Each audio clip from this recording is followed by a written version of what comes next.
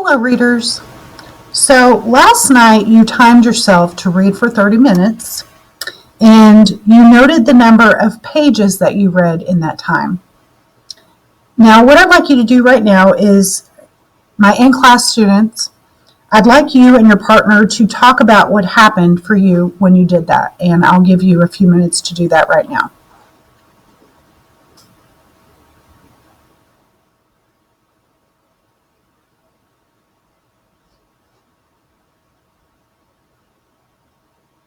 Okay, so I'd like to gather you back together, and if you found it hard to read 20 pages in 30 minutes and you had to keep reading, I'd like you to stay in the meeting area after we do some reading aloud together so that way we can think about the next steps. I'm glad that you kept reading, so thank you. I appreciate that. And that kind of determination will take you very far. And it, like I said previously, in order to be a better reader, you have to practice, and you practice by doing. So there are techniques for reading faster that I would like to share with you, okay? So we're going to continue reading aloud today, and so far we've been investigating how characters reveal their character traits over time in more complicated stories. We've seen that often characters will display several traits, some less likable than others. And we've also seen that sometimes our thinking changes as our knowledge of the character deepens, or as the character evolves. So I'd like to take you back to our story in popularity and our character Will.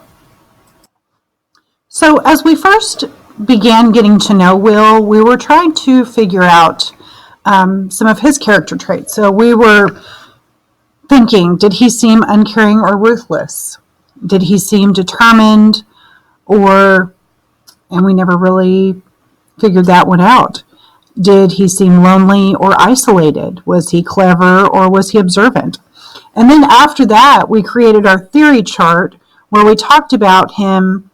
At first he seemed bitter or sarcastic, and then we gave our reasons why based on the text. But then later, as we read more, our thinking changed and we revised our thinking, and he started to seem hopeful. And we gave our evidence for that. So today, readers, I invite you to consider another lens on character traits. That often in stories, certain traits matter more than others because they influence what happens in the story. As an example, I want you to think about the book The Hunger Games. If we think about how Katniss is so distrustful, that wasn't such a big deal in book 1 when all this influenced whether or not, with all that influenced, and the only thing that mattered was whether or not she believed Gale or Peeta loved her. But then in book 2, her inability to trust gets people killed. Tributes who are trying to protect her end up dying for her because she can't trust that they would be anything but enemies. That one character trait begins to shape everything that happens in the story. So today I thought we could try that reading work together, reading in such a way that we investigate how some traits become very important to the story overall, how they influence what happens in the rest of the story. So if you were to theorize right now, which of these traits would you predict might influence the rest of the plot the most? Think about this for a moment and compare it with your partner and try to explain your theory. As you're discussing with your partner, you might think along the lines of possibly maybe that it might be his ruthlessness because he'll sacrifice anyone. He won't give up on that popularity, and he would sacrifice anyone like the Allens. Could it be how clever he is? If he'll figure out how to be popular because he's smart. So I want you to get with your partner, and I'll give you a few minutes now to do that and talk about those things and do that thinking work with your partner. Okay, readers, let's gather back together. So when we left off in the story, Will had been studying the popular crowd, especially Sean Owens. the athlete and uber popular boy, and his sidekick, Mitch. We left it at a kind of ominous paragraph. So let's reread that, thinking not just about any traits we notice, but the ones that might end up being important to what happens later. And they may be ones that you've already theorized about and jotted down. I returned to the group every recess for 3 days. I stood unnoticed just outside the outer circle, waiting for my moment, for the one joke or wisecrack that would make me popular. I knew that I would only get one chance to prove myself, and that if I failed, I'd be sent back to the stables. And so, with the single-mindedness of a scientist, I listened to the jokes the other boys made, hoping to align my comic sensibilities with theirs. Now and then I found myself on the verge of saying something, but every time I opened my mouth to speak, Mitch would launch into another routine, and my moment passed. And I had to resign myself to yet another day in the dark. I did not know then that popularity has a lifespan and that Mitch's time was about to run out. So, readers, are you thinking what I'm thinking? These text details about going back to the stables and listening with the single-mindedness of a scientist and waiting for my moment, that would make me popular and resigning himself to yet another day in the dark. These seem to particularly reinforce Will's maybe cleverness and determination. So I think I'm going to investigate these 2 traits. So you might choose these, or you can stick with the ones you just talked over with the partner. I want you to jot down the traits you most want to investigate either on Post-it notes or in your notebook in a way that will help you keep track of them as the story unfolds. Okay? So, let's look at his cleverness, determination, and then what happens. So you want to find out if one of the traits you're investigating takes on extra importance because it influences the plot. If you begin to see that happening, or you see another trait begin to become even more important, give a signal, and I'll give you a moment to jot. Okay, so have everybody have your reading notebooks open and your Post-its ready to jot. So let's read on and investigate if one of these traits influences what happens in the story. And I want you to keep in mind this question. How does one or more of these traits particularly influence what happens? Okay, so I'm going to continue to read, and when you want me to pause the video, give me a signal, just give me a thumbs up, and we'll pause it in order for you to jot. For my online learners, you can simply pause the video yourself and jot notes down. It is a sad fact of life that the clothes a child wears and how he wears them often determine his rank in school society. I knew it, Sean Owens knew it, everyone in school knew it. So maybe it was carelessness or temporary insanity or a subconscious desire to step back into the stress-free shadows of anonymity that caused Mitch Brockman to wear a yellow shirt with a yellow pair of pants. He might have gotten away with it if I hadn't left for school that same morning unaware that one folded cuff of my jeans was noticeably lower than the other. As it was, the 2 of us were on a collision course that only one of us would survive. At recess on that fateful day, I took my customary place a foot from the popular boys, wondering if I would ever get a chance to prove myself, and listen to Mitch tell another variation of his story about the Wienermobile. I pretended to enjoy this story as much as the others, while my mind strayed to a dream world where I did not have to feel so out of place, and Mitch and Sean and I were the best of friends.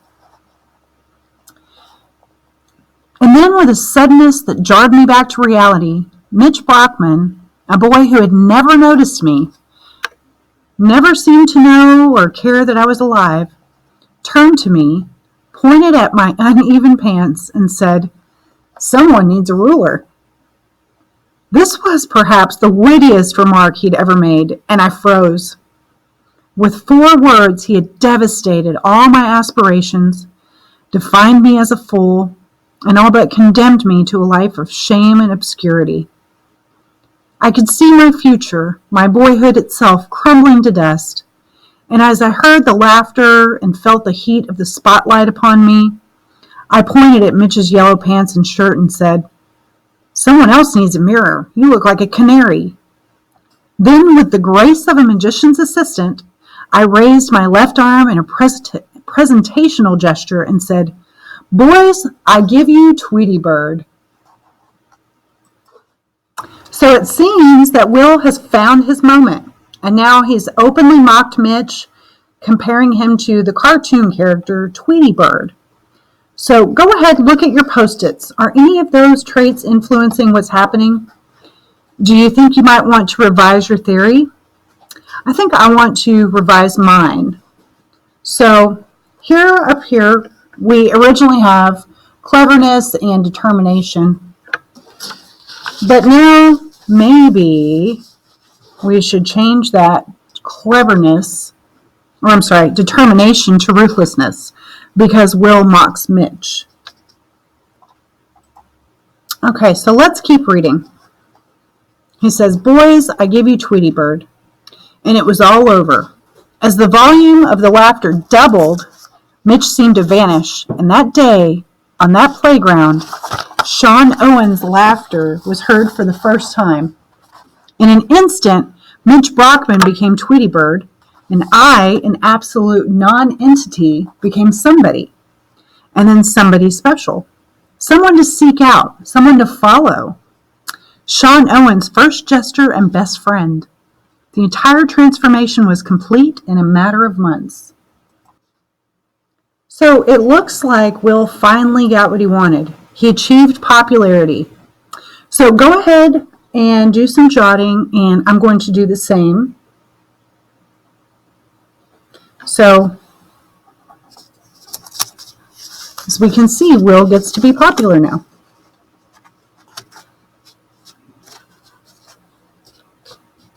So,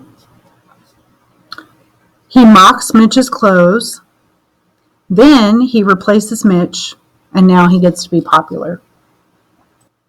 Okay, so let's finish the story. And as I read, add any jots you need to develop your theory, and then you can talk about your theories with your reading partner. And be ready to really explain them, your theories. So during this time, Mitch became a less and less vocal part of the group, telling fewer and fewer stories until finally, the following year, he was gone. To another school, perhaps, or another state, or another country. I never knew. No one knew because no one noticed. No one had called him for months. But my phone rang. My weekends were filled with sleepovers and baseball games and bowling parties and bicycle races and more new friends than I knew what to do with. And I did not trust one of them because I knew then that I was standing on sand and was only a yellow shirt and pair of pants away from the oak trees where the 2 Allens were still looking for 4-leaf clovers. Wow, what an ending. I love how he brings it back to the 2 Allens, still looking for clovers. So I'm thinking about my theories now. What about you? Go ahead and jot down your ideas, and then I'm going to give you a few minutes to discuss with your reading partner. And think about, how did certain traits affect what happened? Explain your theories, and I want you to make sure you're giving reasons and text evidence. Okay, readers, so let's gather back together quickly. I'd like to show you that in our anchor chart here, we just worked on this part of our thinking deeply about a character, okay? So I want you, and this is where we talked about this part, know that some traits matter more than others because they affect the rest of the story. So keep this in mind as you read and think about your own books today, okay? So many of you are far enough along in your books that it can be interesting to think about which character traits seem especially influential. Or you could continue our earlier work analyzing how characters are complicated or their less likable sides. So will you take a second and in your notebook find a place to do some jotting about this, noting traits and plot events in your own book and how they might be related, okay? And just make your writing brief and potent, okay? It can be notes, diagrams, free writing, anything that works for you, okay? So before I send you off to read, I'd like to meet with those of you who found it hard to read 20 pages. And I'd like to also tell you about your homework for tonight. So in our reading workshop today, you committed to a plan for your reading work. So tonight I want you to follow through on that. And then tomorrow you can share your reader's notebooks with your reading partner. So in addition to that, make sure that you're reading a lot and that you are filling out your daily reading log that I gave you. Your goal is to begin to read between 30 and 40 minutes a night. So that will mean between 20 and 40 pages. And of course, keep reading more when you can. Now off you go.